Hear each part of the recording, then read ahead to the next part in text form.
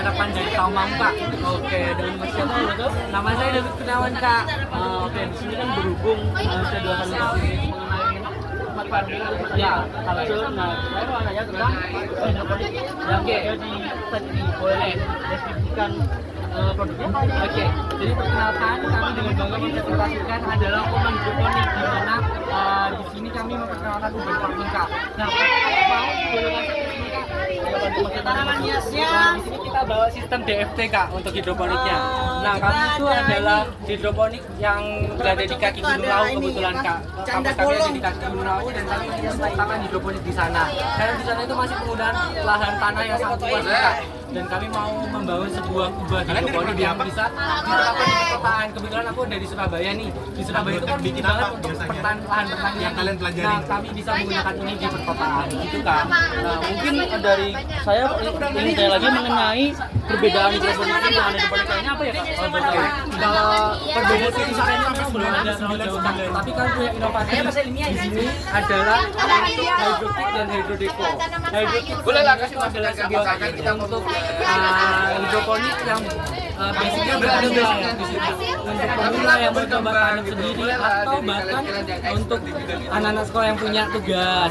Kalau yang hydrodeco itu untuk menghiasi ruangan, Kak, untuk memberi hijau ruangan, untuk sirkulasi udara yang lebih baik gitu, Kak. Itu bedanya kami. Kalau dari sisi ininya memang kami belum ada teknologi yang terlalu menonjol. Di sini kami masih sama aja kayak hidroponik lain, hanya saja kami berani muncul di tengah-tengah lahan pertanian yang masih luas di Tamang gitu, Kak. Terus untuk komoditasnya boleh apa aja, Mas, saya boleh tahu? Apa itu, Kak? Komoditasnya boleh komoditas sayuran apa aja? Untuk sayurannya kami ada di pakcoy, ada kami bawa sekarang ada naibas, ada ini caisim, ini ada pagoda. Kalau di sini ada displaynya itu kangkung dan pakcoy, Kak. Kita pakai Dan ada cabai AB juga mix. kebetulan. Untuk perawatannya ini berapa lama ya, Mas? Untuk perawatannya kita biasanya di sistem semai dulu. Semainya itu sekitar 1 sampai 2 mingguan, Kak. Nah, lalu setelah kira-kira tanaman itu udah cukup kuat, kita baru masukkan ke sistem DFT ini, Kak. Nah, di sistem DFT ini baru kita tambahkan pupuk AB mix di dalamnya untuk bisa mereka bertahan hidup. Betul, untuk nutrisinya. Nah, di Tamang itu emang susah nih untuk cahaya matahari. Di sini kami ada Cahaya beberapa matahari itu jual. Kalau kita di dan Tamangun, di sana kita itu jual untuk kadar produknya air itu setiap kota masih sayurnya. beda. Untuk Kita itu menyuplai ke juga beberapa bakalan rumah challenging makan di yang setiap sudah ada kotanya. di Kalau di sini Indonesia. kadar air lebih tinggi nih, Kak, pH-nya. Tetapi kalau di Tamang lebih parah, lebih basah. Untuk pupuknya biasanya kita ada pH meter atau set di mana gitu, sudah Kak. ada. Untuk lampunya kalau boleh tahu lampunya yang berapa watt? Baru ada wadahnya. Kalau Kita juga ada bibit dari biji. 45 Terus watt, ada 35 pupuk watt gitu, Kak. sama Untuk wawancara siang hari ini, terus juga kita saya ngejual cukupkan. Terima kasih. Dadah. Teknologi kita itu memakai sistem aeroponik Deket lagi, Mas. Deket lah ya. tower model. Jadi biasanya kan sistem aeroponik kan menyamping. Iya. Nah, ini tuh dari bawah ke atas, dari ke atas semua yang mengalir. Nah, dari situ ternyata teknologi ini tuh sangat efisien tepat, juga tidak memakan banyak ruang. Nah, sehingga ya misal kalau ini dikasih 3 saja, panen gitu bisa melimpah dengan tempat yang sangat minim. Kenapa kok saya membuat ini juga? Tim sistem membuat ini.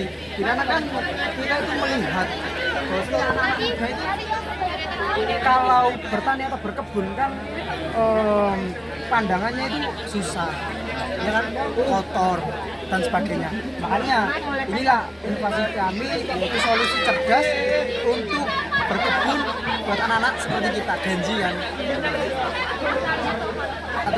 Inovasi aeroponik vertikal yaitu sistem budidaya secara vertikal dengan akar menggantung di udara dan disemprot dengan kabut nutrisi. Sistem ini melibatkan struktur bertingkat yang mengoptimalkan.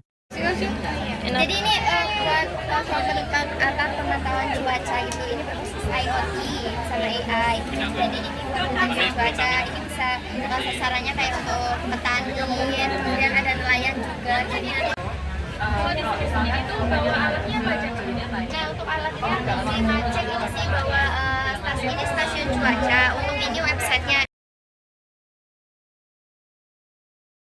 Kalau misalnya kalian mau lihat detailnya, kalian bisa follow Instagramnya Klimacek. Kan di sini juga Klimacek juga menyediakan platformnya dari websitenya sama alatnya juga.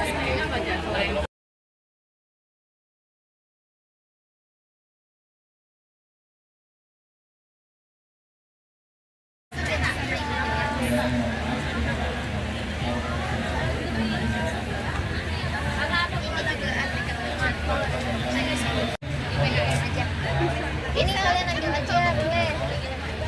Bisa kalau kalian mau tanya-tanya. Nah kebetulan kami investasinya kali ini tuh budidaya vanila. Nah budidaya vanilanya itu yang pertama kenapa harus vanila? Vanila itu pertama prospek harganya tuh lumayan tinggi kan. Kalau kita di daerah itu kan satu sampai dua udah dapat. Tapi kalau daerah itu 3 juta sih bisa. 3 juta. Nah kalau misalkan duitnya bagus. Nah, kemudian kenapa di dalam greenhouse? Nah, yang pertama kendala-kendala pada saat budidaya vanila itu banyak ya. Nah, karena sebenarnya tanamnya itu gampang, cuman pada saat budidayanya itu atau pemeliharaannya itu sulit. Yang pertama dia tuh harus semuanya stabil, yang kedua itu mudah terserang penyakit. Nah, makanya kami bilang di dalam greenhouse. Nah, untuk kami ada dua penerapan teknologi. Yang pertama IoT. Kalau misalkan kalian tahu, yang kami bisa lihat di sini.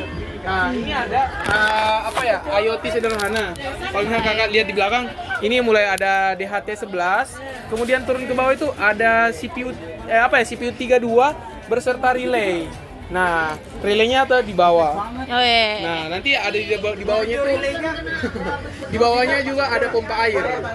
Nah, kalau misalkan mau lihatin lebih jelas, Paham ya? dibuka sampai ke akar-akar. Berdiri saya di sini. Nah, itu ada relay. Oke.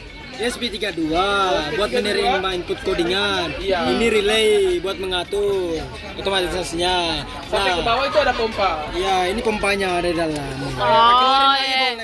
Tarik airnya masuk ke greenhouse. Nah, kita lanjut ya, Kak. Nah, jadi lanjutnya jadi untuk kelembapan suhunya tuh di angka 28 sampai 32. Jadi kami atur di angka 35 derajat itu DHT-nya akan baca sebagai kondisi yang panas, kemudian mengirimkan ke CPU 32 untuk menyalakan relay. Nanti relaynya sebagai pengaktifan pompa air secara otomatis. Nah, kemudian akan disiram tanamannya. Nah, kemudian yang kedua itu ada aplikasi Vanilla Tech. Set juga aplikasi. Mana jalan-jalan aja. Nah, jadi fiturnya tuh cukup mudah. Dia berdasarkan dataset yang sudah kami punya. Kita tinggal foto saja daun yang bermasalah, nanti dijelasin. Nah, nanti aplikasinya yang bakalan data nama penyakitnya apa, gejalanya apa, serta solusinya apa. Nah, nanti ini yang bakalan membantu untuk mendeteksi dini pada saat budidaya vanila. Nah, jadi kendala-kendala bagi para petani itu bisa dipecahkan dengan greenhouse ini. Nah, salah satunya juga kan kendala pada saat membudidayakan vanila itu pada saat pengawinan atau penyerbukan. Nah, penyerbukannya itu kalau misalkan di petani lokal tuh dia kan misalkan tanamannya udah tinggi 2 meter ke atas itu sudah sulit dijangkau. Sedangkan proses penyerbukan itu harus dilakukan di jam 7 sampai jam 10 pagi. Lewat dari situ bunganya akan layu dan mati. Nah, makanya harus cepat dikawinkan. Nah, sedang kalau misalkan di dalam greenhouse, pertumbuhannya itu bisa diatur sehingga proses penyerbukannya itu lebih mudah. Nah, sehingga meningkatkan tingkat keberhasilan budidaya. Nah, kalau misalkan kakaknya mau share teknologi atau lebih banyak tahu tentang budidaya ini, kami ada di Instagram. Boleh diisi buku tamunya dan juga